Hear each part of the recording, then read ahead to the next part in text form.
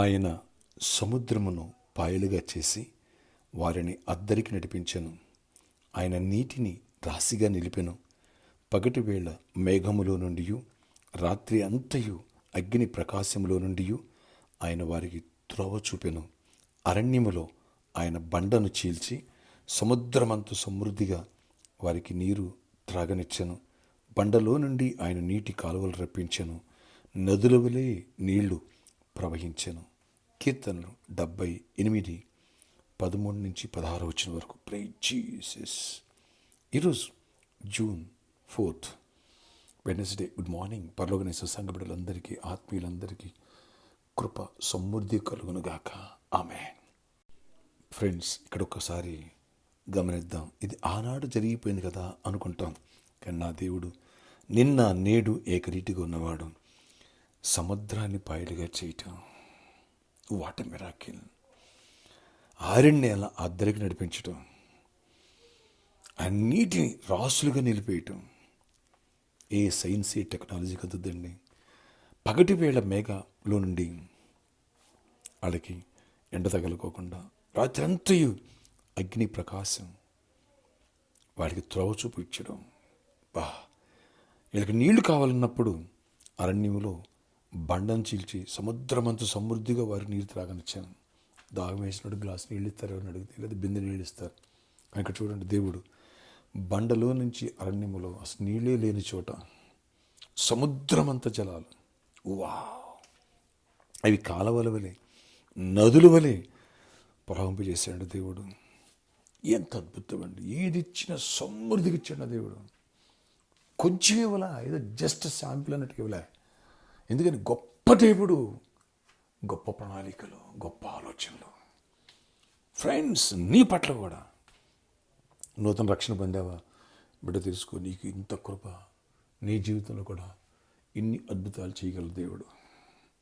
సముద్రం అనే సమస్యలు చీల్చేయగలవాడు. ఎస్, అరణ్యములు త్రోవను కలగజేయవాడు. రాత్రి అగ్నిస్తంభంగా వెలుతురు, పగలు మేఘస్తంభంగా ఎండదెబ్బ తగలకోకుండా. ఏమిటి కాపుదలు, ఏంటి దీవెన? ఒక్కసారి ఆలోచించు. దేవుని కార్యాల గురించి ఆలోచిస్తే రోమాన్ని ఎక్కబడుతుంది, విశ్వాసం పెరుగుద్ది, నీ జీవితంలో ఆశ్చర్యకార్యాలు స్టార్ట్ అయిపోతాయి. అందుకని ఆయన ఆశ్చర్యకార్యాలు ఎక్కువ ధ్యానించు. విశ్వాసం బలపడి దేవుని ప్రజెన్స్ నీతో నాతో ఉంటుంది. బలమైన కార్యాలు మన జీవితాలు జరుగుతాయి. బలమైన కార్యాలు నీ జీవితంలో ఆరంభమవునుగాక. ఈరోజు నుంచే స్టార్ట్ అవునుగాక. ఆమె ఆశ్చర్యకాడ నీ కొందనాలు, స్తుతులయ్యా. అద్భుతగడ నీ కొందనాలు. ప్రతి బిడ్డను దీవించండి. యువతి కాలం అంతా ప్రార్థనలో ప్రతి బిడ్డపై నీ దీవెన, నీ ఆశీర్వాదం, కృపను కుమ్మరించండి. బండలోంచి నీళ్ళు రప్పించావు, సముద్రం అంతగా. అలాగే ఏవైతే ప్రభు మాకు దీవెన లేదు, సేవలో ఆశీర్వాదం లేదు, కుటుంబంలో ఆశీర్వాదం లేదు, ఫైనాన్షియల్ సపోర్ట్ లేవు, రాబడి లేదంట, బండ నుంచి నీళ్ళు రప్పించే దేవుడు సముద్రం అంతా. ఏదో కొద్ది గొప్ప కాదు, అంత సమృద్ధినివ్వండి. ఏ కొద్దు లేకుండా చేయండి. ఆకాశవాకి వెళ్ళిపోతాను పద్నాలుగు దీవెనిస్తాను. ఆత్మీయంగా బలపరచండి. నూతన రక్షణ పొందిన వాళ్ళు కూడా బలపరచండి. సంఘస్థను బలపరచండి. సంఘాన్ని విస్తరింపచేయండి. ఊరిని పెట్టి కూడా సేఫ్గా రావాలా. స్కూల్స్, కాలేజీలు ఓపెన్ అయిపోయినాయి. మంచి ఫ్రీ సీట్స్ ఇవ్వండి.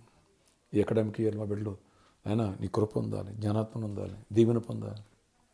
అన్ని విషయాల్లో మీ గొప్ప కార్యాలు చేయండి. ఆయన కొందరికి ఎగ్జామ్స్ జరుగుతున్నాయి, వాడు తోడేయండి. గుడ్ రిజల్ట్స్ ఇవ్వండి. అన్ని విషయాల్లో దీవెన దయచేయండి. కృపాక్షేమాలు తోడేయించండి. విదేశాల్లో మా ప్రియులను, ఇక్కడున్న మా ప్రియులు అందరినీ బ్లెస్ చేయండి. ప్రతి ఒక్క అవసరాలు తీర్చండి. వ్యాధిగ్రస్తులు స్వస్థపరచండి.